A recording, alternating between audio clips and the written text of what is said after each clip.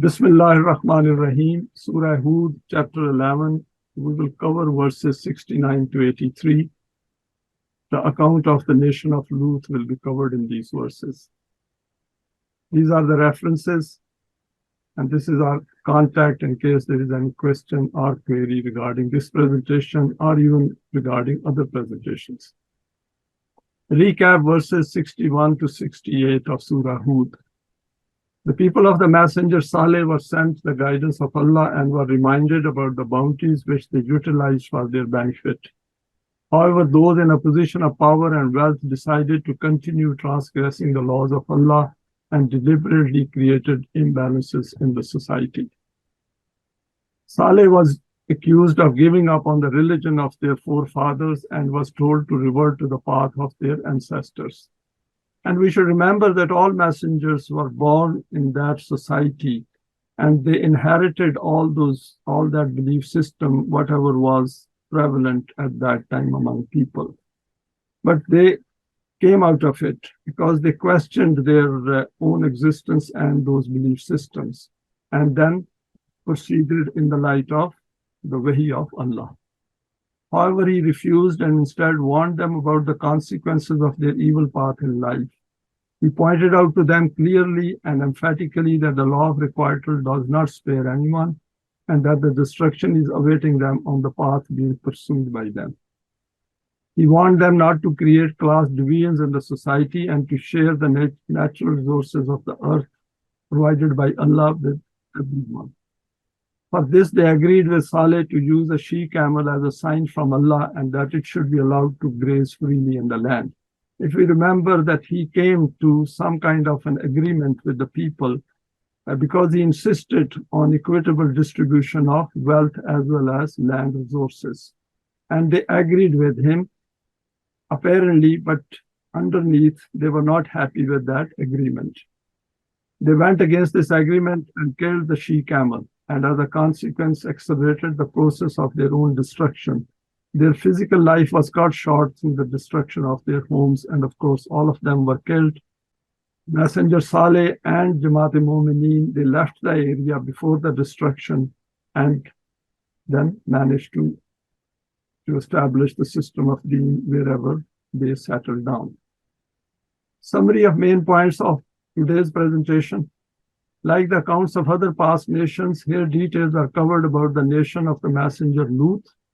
The account begins with the arrival of envoys of Allah at the house of the messenger Ibraheem. They provide glad tidings of a son to him, and his wife is surprised by this news as she thinks she is old and cannot bear a child. These messengers from Allah also tell Ibrahim that they are on a mission to the messenger Lut and that they are going to inform him regarding the imminent destruction of his people because of their evil deeds. These messengers then arrive at the habitation of Lut. The people of the town arrive at the dwelling place of Lut to cause problems to these guests of his, and this becomes the source of anxiety for him. However, the messengers inform Lut to flee from his habitation during the night, as the punishment will descend on these people early next morning. The messenger, accompanied by the Momineen, leave the area during the night, and the whole town is destroyed through a volcanic eruption in the morning. Let us go to the first two verses of today's presentation, 69 and 70, focus and precision required in human relations. وَلَقَدْ جَاءَتْ رُسُلُنَا إِبْرَاهِيمَ بِالْبُشْرَى قَالُوا سَلَامًا قَالَ سَلَامٌ فَمَا لَبِثَ أَنْ جَاءَ بِعِجْلٍ حَنِيذٍ فَلَمَّا رَأَى أَيْدِيَهُمْ لَا تَصِلُ إِلَيْهِ نَكِرَاهُمْ وَأَوْجَسَ مِنْهُمْ خِيفَةً قالوا لا تخف إنا أرسلنا إلى قوم لوط. And this is the same way in which the people of Lut became destroyed. This account is like this, that Allah sent his messengers to Messenger Ibrahim, who gave him a glad tidings, which is mentioned further on. They passed on a wish of peace to Ibrahim, in response to which Ibrahim also returned a similar desire. And after that, without any hesitation, he presented a roasted lamb before them so that his guests could be served. But he saw that those guests do not touch the food. Seeing this, he became somewhat apprehensive about them and in his heart felt a danger. because they were not eating the food. They refused to do that. And because of that, because it was the custom of their land that whoever enters someone's home with a bad intention, he will not eat their food. When they sensed this apprehension in Ibrahim, that is the messengers, they sensed this apprehension in the messenger Ibrahim, they said, do not be afraid. We are sent to the people of Lut so that before their destruction, the matter is concluded. In the same way that before the destruction of the Thamud, the matter was concluded via the she-camel of the messenger Saleh.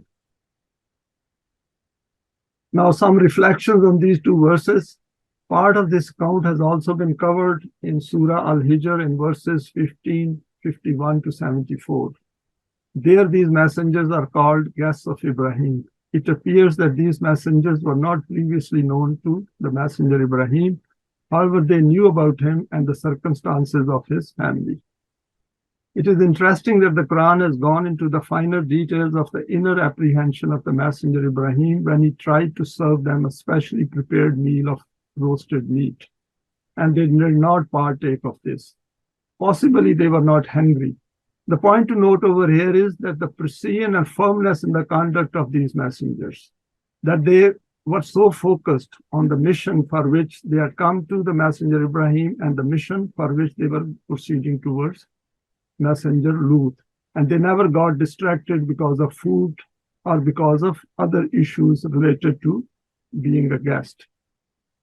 They explained to Ibrahim that they are on their way to the messenger Lut to inform him regarding the fate of his nation. It appears that the place of abode of Ibrahim was on their path, so they were given the duty from Allah to carry out two important assignments. And the important thing over here for us is that it all requires careful planning aspect for us.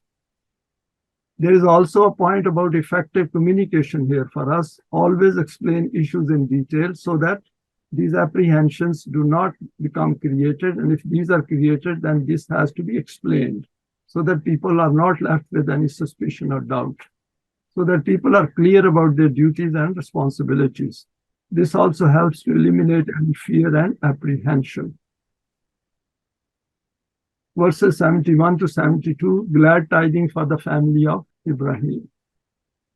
وَامْرَأَتُهُ قَائِمَةٌ فَضَحِكَتْ فَبَشَّرْنَاهَا بِإِسْحَاقَ وَمِنْ وَرَاءِ إِسْحَاقَ يَعْقُوبَ قَالَتْ يَا وَيْلَتَى أَأَلِدُ وَأَنَا عَجُوزٌ وَهَذَا بَالِي شَيْخًا إِنَّ هَذَا لَشَيْءٌ عَجِيبٌ. The wife of Ibrahim was also standing nearby. On hearing this, she felt reassured. She became contented in her heart that there is nothing to fear.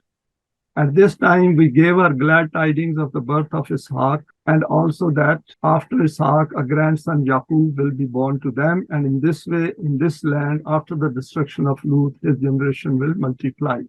And as we know, Ishaq and Yaqub both were messengers of Allah who also received wahi from Allah as guidance. At this, the wife of Ibrahim said that this is a very strange and unexpected thing for me, that at this stage, when I have become old, we will have progeny, and then this husband of mine has also become old. To have progeny in these conditions is surprising indeed. Additional comments on these two verses. A few points of interest for us. Firstly, the arrival of children to righteous parents should be viewed by them as an important episode in their life for the good of mankind. The birth of a son here is linked to the continuation of the spreading of the message of Allah. And that is important for us to note, that when Quran gives them glad tidings, it is in relation to the propagation of the system of deen. And that is something which we need to keep in mind, because we have also come to this path, and that is the way we should view the world. Secondly, our attention is drawn to the fact that righteous parents need to impart education, training, and development of the self to their children, and to never let this view become obscured, that this finite physical life of ours has a higher purpose.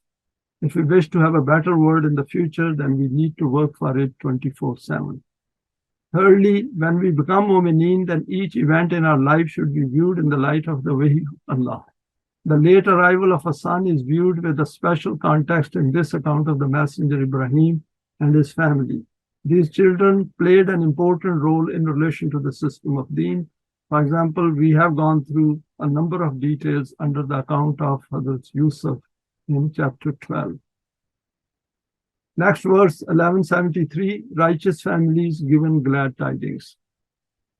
قالوا أتعجبين من أمر الله رحمة الله وبركاته عليكم أهل البيت إنه حميد مجيد. At this day, that is, the guest said to her, why are you taken aback at the affairs of Allah? O members of the family, these are but the glad tidings of Allah's rahmat and barakat upon you. And that is important because if we look at rahmat, this comes from the root raham, and barakatahu has also, wherever the word bay and ray come, that means it has implicit in it development and growth. It is only through these rahmats of his that it can be known how greatly deserving of hamd and appreciation he is, that is Allah, and how great a bestower of prosperities. Let us look at few more points in relation to this verse, further elaboration. Here the Quran has reassured both Ibrahim and his wife that all this is part of the plan of Allah. And this can be figured out by anyone that by following the path of Allah, things do shape up differently, and He provides guidance in this regard. Even under the worst of circumstances, we need to keep a close focus on the guidance of Allah. That is Amrullah. His schemes are carried out through humans like us. By quoting two aspects, Rahmatullahi wa Barakatuhu, the Quran has summed up for us as human beings that we should strive to create a family environment wherein nourishment and growth take place continually, even in small steps. So the efforts which we make within the confines, within the domain of family, do not go unnoticed. Here, Quran has put a great emphasis on that when it says that this family is blessed by Allah because of their righteousness, because of their iman and doing salih deeds. Two divine attributes need to be acquired and manifested with other attributes. For example, over here, i.e., Hamidun Majid. Those aspects which deal with acquiring highly developed potentials, that is related to Hamid, because Hamad means that all those duties, all those responsibilities which Allah has taken on himself, we carry out those responsibilities in the world so that people appreciate that the system given by Allah, how great it is, how good it is for the mankind, and their abundance in our individual and collective life, and that emanates from Majid, that it has to be abundant. It should not be just adequately meeting the needs of people. It should be more than the needs of the people. Next two verses, 74 and 75, the Quran provides guidance to cope with the collective consequences of self-destruction. فَلَمَّا ذَهَبَ عَنْ إِبْرَاهِيمَ الرَّوْءُ وَجَاءَتْهُ الْبُشْرَى يُجَادِلُنَا فِي قَوْمِ لُوطٍ Inna Ibrahim la halimun awwahu munib. When these apprehensions which were created in the heart of Ibrahim due to them were dissipated, and he also became even more reassured at the glad tidings of a son, he began to inquire about the people of Lut, about why are they being annihilated. And this is natural, for we can also experience it, that when we are under stress, our outlook is a bit limited. We are distressed and worried. But once that worry and distress is taken over, we are able to see the things in a wider perspective. There is no doubt in this that Ibrahim possessed great patience and tolerance. Thus, he did not react impulsively at every minor issue. But at the same time, he possessed a very kind heart, due to which he empathized with great intensity with the hardship of others. This was the reason why he felt this way at the news of the destruction of the people of Lut. So the messenger Ibrahim, he felt that this nation is going to be destroyed. And probably he knew about them as well, because he knew the messenger Lut. So he started to go through those issues with these messengers. But at the same time, his character was such that for the decision in every matter, he turned towards us. Hence, his kind-heartedness never used to prevail above obedience to the laws. And he tried to argue with these messengers if there is any possibility of averting it or maybe delaying it. But over here, Quran is very particular about that, and that will be covered in the next verse.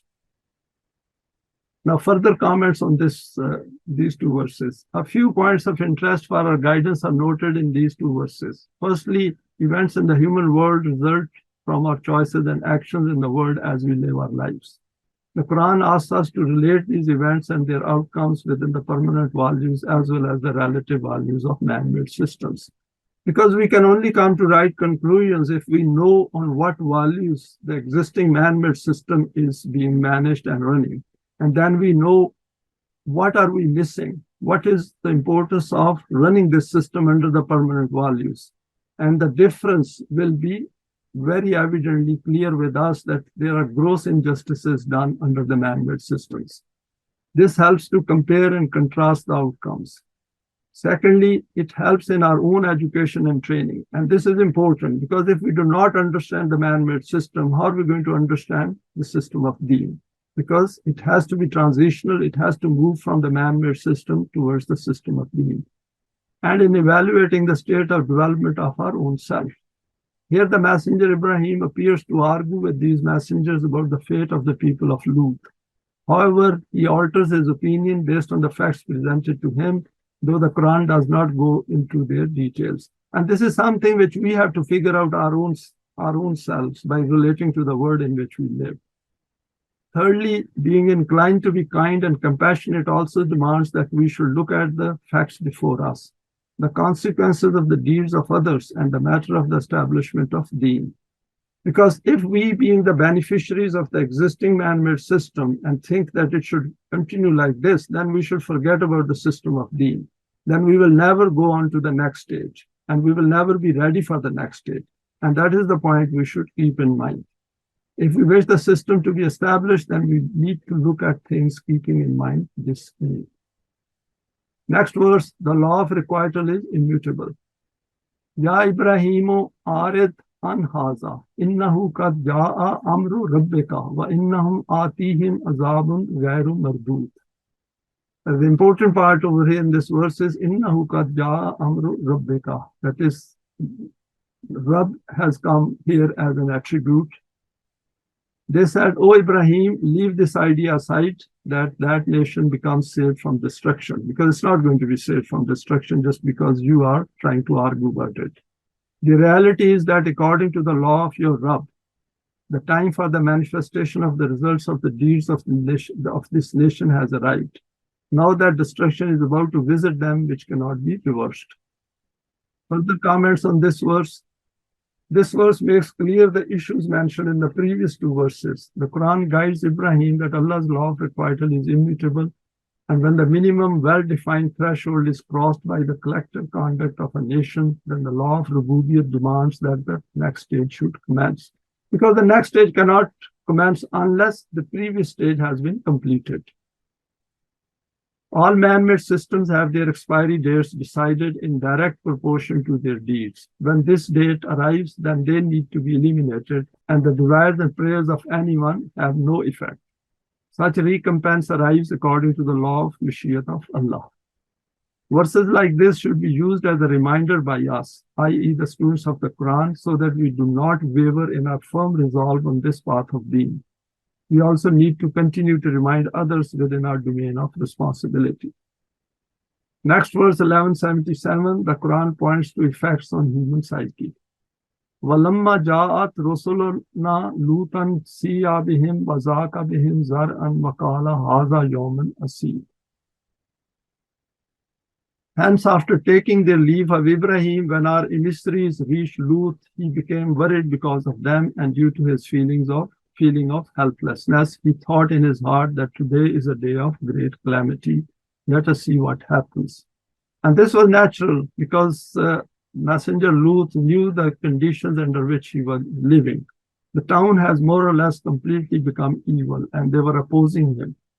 And he knew that at this point, if some newcomers come to him, how they are going to be treated by those people around him. The reason for his concern was that he knew what kind of treatment people there extended to newly arrived strangers. And because these newcomers were also staying with Lut, hence he even became more distressed. Because those people of the town, they hated everything related to Lut. They knew that he is the most righteous person among them, and he keeps giving them warning about their evil conduct. Further reflection on this verse. This verse sums up the state of development of the people of Lut, who had become so depraved that they had no respect even for the visitors in their town. Since they despised the messenger Lut for his righteous conduct, they extended the same treatment to these guests of his too. A few points of interest in relation to the human psyche merit our attention. Firstly, note the anxiety and anguish of the messenger Lut, noted by the Quran here, which shows that Allah does take into account the distress caused by an unjust system. And it's a beauty that the Quran has noted these feelings of his and knew the cause for that as well. And the messenger of Allah also knew that these guests are going to create problem for him. The helplessness felt by the messenger is taken into account and contributes to the irreversible punishment which ensues this visit. And of course, Messenger Lut did not know at this time that the punishment is very close by. This means we need to be aware of this state around us caused by non-deen systems. Secondly, the messenger noted that this state of distress and anxiety is not going to be infinite and will end at some point in time. Because he had Iman and he knew that these things are not going to last forever, and hopefully some help will arrive. 1178, immoral state of the people of Lut.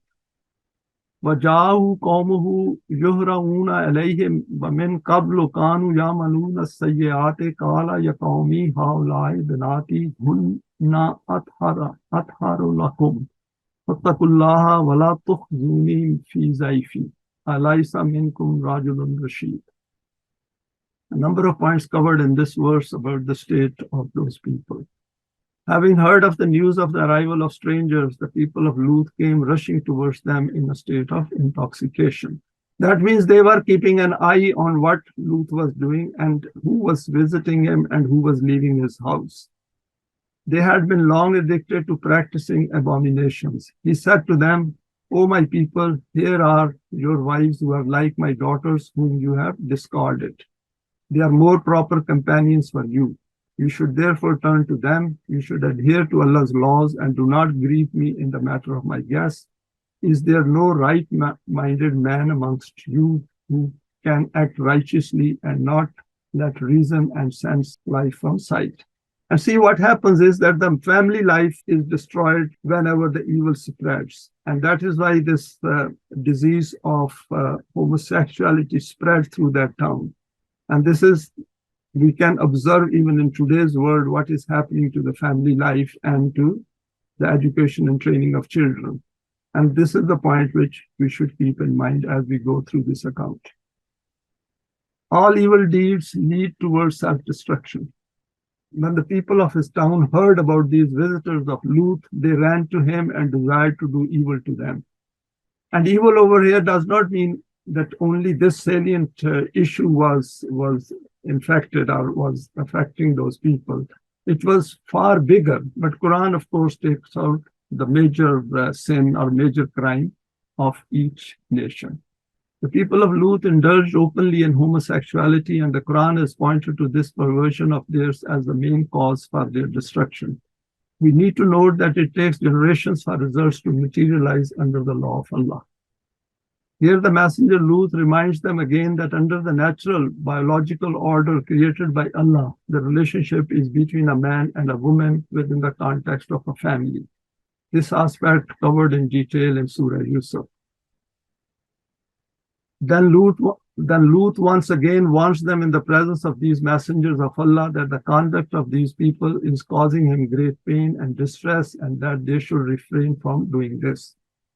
Finally, he sums up the state of evil of these people by stating a fact that, "Is there not a single one among you who is righteous?"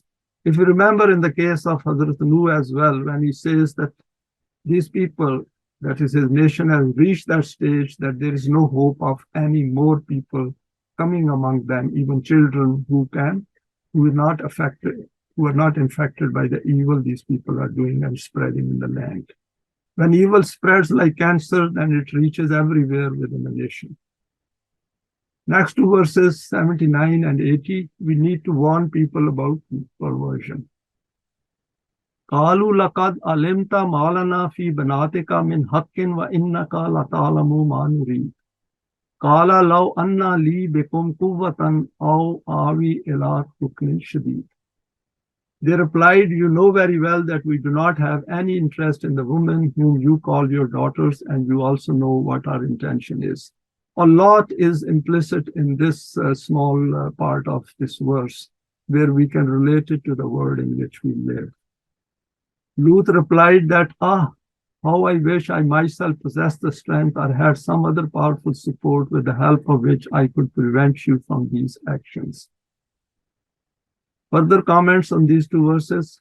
These two verses need to be related to the world in which we live today. The question which comes to mind is, why do people resort to sexual perversions, knowing it to be an evidence-based fact that at a fundamental level, the process of procreation is through a relationship between a man and woman? The Quran goes much beyond this and invites us to become Momineen in order to create a family structure with which children can achieve the status of Hasan Takbeen.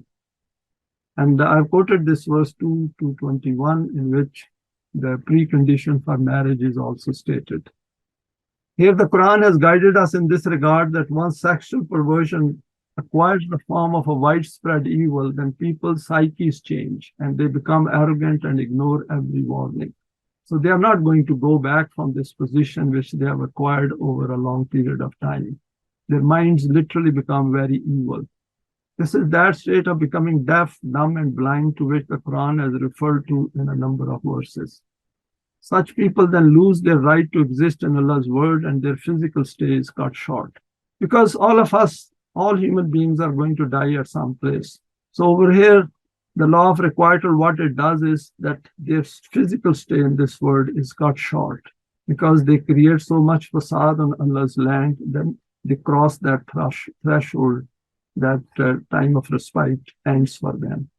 The second verse invites us to come to the conclusion, just like the messenger Lut, in order to accelerate the law of requital. 1181, the law of requital is a blessing for Momineen. قالوا يا لوط إن رسل ربك لن يصلوا عليك فأسر بأهلك بقطع من الليل ولا يلتفت منكم أحد إلا امرأتك إنه مصيبها ما أصابهم إن موعدهم الصبح أليس الصبح بقريب. The guests of Lut said, do not worry, we are emissaries of your Rabb and have come to them in order to settle the matter once and for all. These people will not be able to overwhelm you. So they allayed the fear of Lut that as if these people are going to harm the messengers or even the messenger Lut.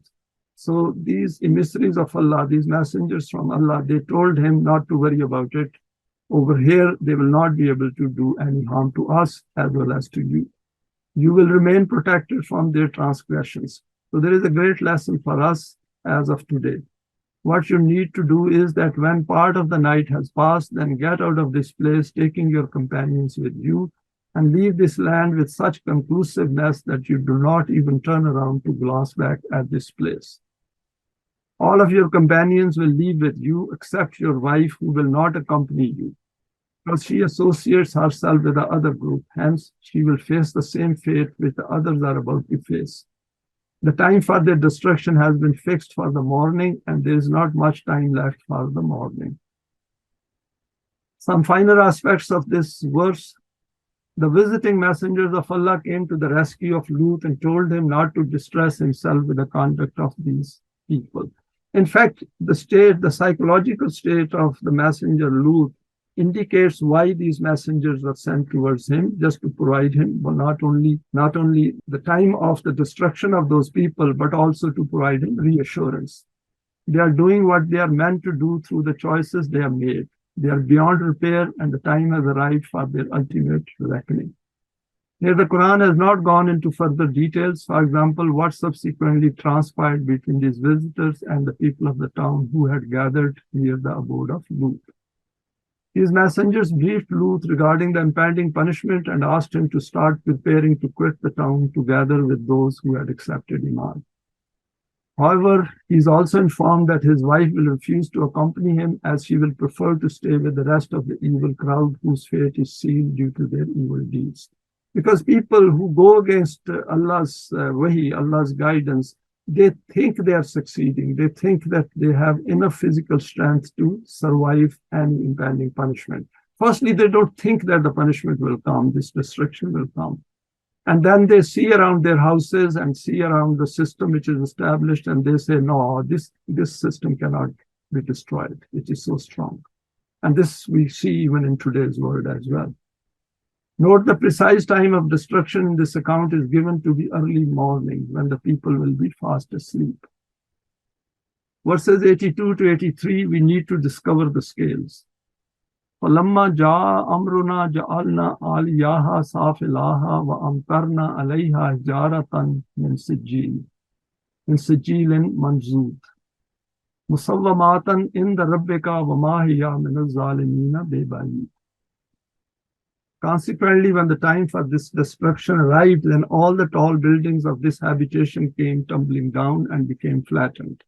One blast of the volcano turned it upside down, and after this, its large rocks started to rain down on them, like persistent and endless rain.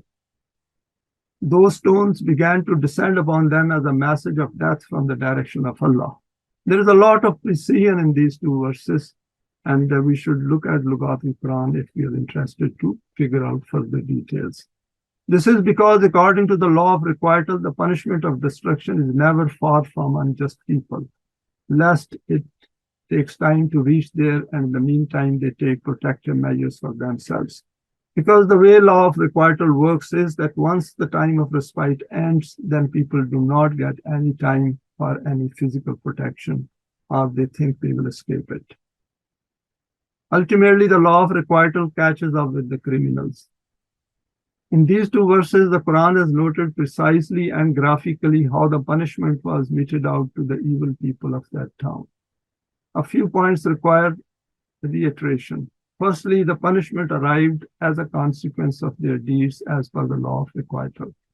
It was not that Allah did any wrong to them, people did wrong to themselves, and they were adequately warned over many years by Hazrat Lut. Allah did not do an injustice to them by cutting short their physical life. Rather, this was due to their own evil conduct about which they were warned repeatedly. Because they were writing their own fate, they were writing their own life history, that what they were doing, those results were chasing them, they were going with them, and they suddenly started to manifest in their real life. Lut and the Momineen needed to be helped, and this is part of the functioning of the law of requital. So the important lesson for us is that we should have a Jamaat-e-Momineen, we should have that kind of entity which can then accelerate the law of requital in the world. If there is no Jamaat-e-Momineen, then all of this account becomes meaningless for us, because it has no significance. Because all this, if we see then in all these accounts, Jamaat-e-Momineen are the ones who are being helped. And that is why the law of requital then accelerates. It becomes more effective. The punishment in this case arrived through a volcanic eruption which rained down stones on the population. As it was an event during the early hours of the morning when everyone was fast asleep after their confrontation with Lut and his visitors, hence they all had no way to escape it. The Quran has pointed to this aspect and mode of punishment in other verses. It was not a random event, but was a precise and focused and dealt a final blow to those who do injustice on Allah's land. It was not just a natural event, which people say that one could anticipate as well. But even if people could anticipate, they did not leave their place because their psyche had become such that they became very arrogant and very stubborn. They did not want to give up on all the benefits which they enjoyed by living in those houses and in that town. And then they were also opposing the messenger Lut. And they said that we do not accept his warning. He is continuously telling us that they are following the evil path. It may cross our minds that why does this not seem to work in our world today? And as I've noted earlier, the answer to this is that a Jamaat Momineen has to emerge, and that Jamaat Momineen has to follow within the permanent values of the Quran and has to have a very absolute conviction that they are looking for the system of deen. The answer to this lies in meeting the conditions of becoming a Jamaat Momineen. All the accounts of the messengers noted in the Quran are contingent on the presumption that a Jamaat Momineen exists in the land. And with that, we come to the end. Thanks for your time and for sharing this today. Please feel free to share it with your contacts. You may like to subscribe for future talks related to the Quranic system of deen.